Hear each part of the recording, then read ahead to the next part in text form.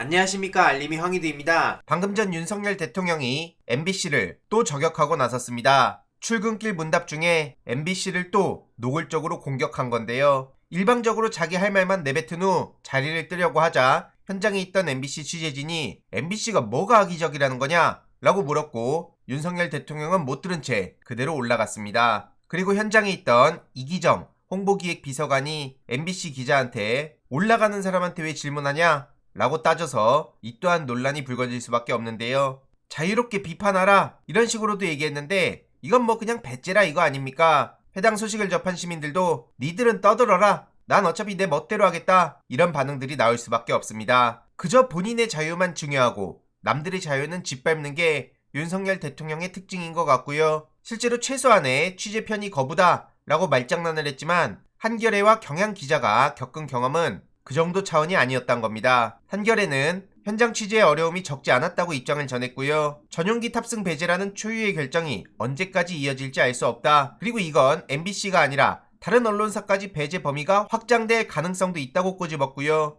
경향신문도 현장에서 겪은 어려움을 전했죠. 전용기보다 18시간 42분 늦게 도착했다는데 이러면 당연히 정상적으로 취재할 수 없는 거 아닙니까? 이번 순방 내내 언론과의 관계에서 말썽이 일었는데 결국 언론차별 논란으로 시작한 대통령 순방은 언론 특혜 논란으로 마무리된 겁니다. 순방 기간 언론의 취재 기회도 충분히 보장되지 않았고요. 전용기 안에서는 채널A와 CBS 기자만 따로 불러서 다른 언론에서도 많은 비판의 목소리가 나왔었죠. 이후로 국민의힘에선 아예 불난데 기름을 끼얹고 있습니다. 들이붓는 수준인데요. 김상훈 국민의힘 비대위원은 삼성전자를 정면 겨냥하며 광고 끊어라 이렇게 협박을 하고 있습니다. 참으로 돈독한 관계가 아닐 수 없다, 그러면서 모종의 관계가 있다고 비난을 퍼붓기도 하고요. 집권 여당의 비대위원이 저렇게 노골적으로 삼성을 향해 MBC의 광고를 끊으라는 걸 어떻게 받아들여야 됩니까? 이후로 정진석 비대위원장은 당의 공식 입장이냐는 질문에 무슨 말인지 못 들었다 이러고 그냥 도망쳤습니다. 말이 되는 소리입니까 저게?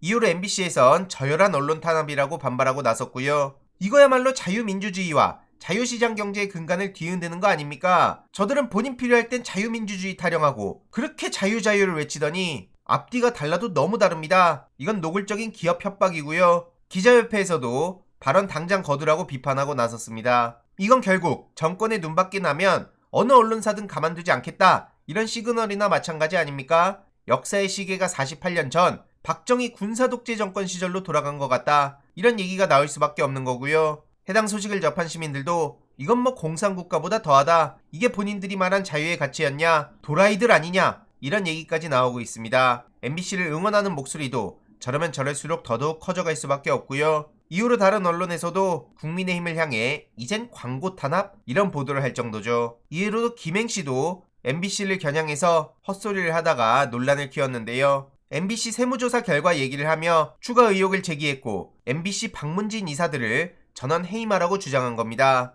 앞서 보셨던 김상훈 비대위원의 발언 논란과 이어져서 더더욱 큰 논란이 불거졌는데요. 이건 당연히 MBC 경영진을 사퇴시키고 입맛에 맞는 경영진으로 교체하기 위한 거 아니냐 이런 의문이 나올 수밖에 없는 겁니다. 앞서 MBC에선 이와 관련한 문제 제기에 대해서도 전현직 사장과 임원들의 업추 비중, 현금 지원 부분에 대해 세금 추징한 것도 갑작스럽다, 이건 20년 이상 시행해온 제도였고 원천징수를 통해 세금 성실히 납부해왔다 이런 입장을 전한 바 있습니다. 그리고 최근 대통령 경호처에서 군경을 직접 지휘한다는 시행령 소식이 전해지고 국방부와 경찰에선 모두 반대한다는 입장이 나왔죠.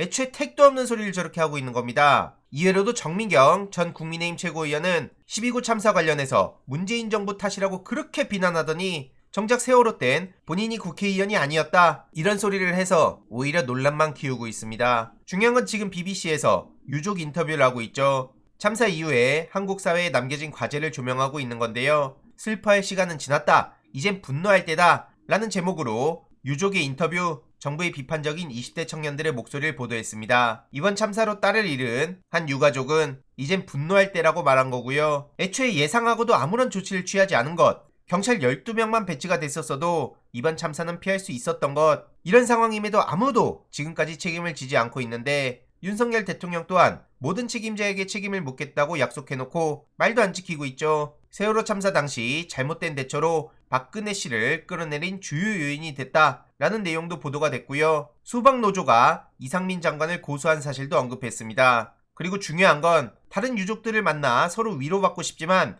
당국은 서로 연락을 닿게 해주지 않을 것이다. 아마도 그들이 행동을 취하는 걸 막기 위한 걸지도 모른다 라는 생각까지 BBC를 통해 전해졌습니다. 대한민국 일부 언론을 제외하고 이런 목소리를 제대로 보도하는 곳이 있습니까? 이에 많은 시민들은 BBC가 민족 정론지가 됐다 이런 반응들을 보이고 있습니다. 참고로 어제 이상민 장관 집무실이 압수수색 대상에서 빠졌다는 소식도 전해졌는데요. 어제 특수본에서 행안부, 서울시청, 서울시 자치경찰위원회 등 3개의 기관 22곳을 압수수색했습니다. 그런데 정작 이상민 장관 집무실은 빠져서 이 또한 성역이냐는 얘기가 나올 수밖에 없는 거고요. 이에 대해서도 계속 소식 전해드릴 예정입니다. 이번 내용도 유익했다면 구독, 좋아요, 알림 설정, 멤버십 가입 정말 큰 힘이 된다는 점 말씀드리고 싶습니다. 주위에 널리 공유 부탁드립니다.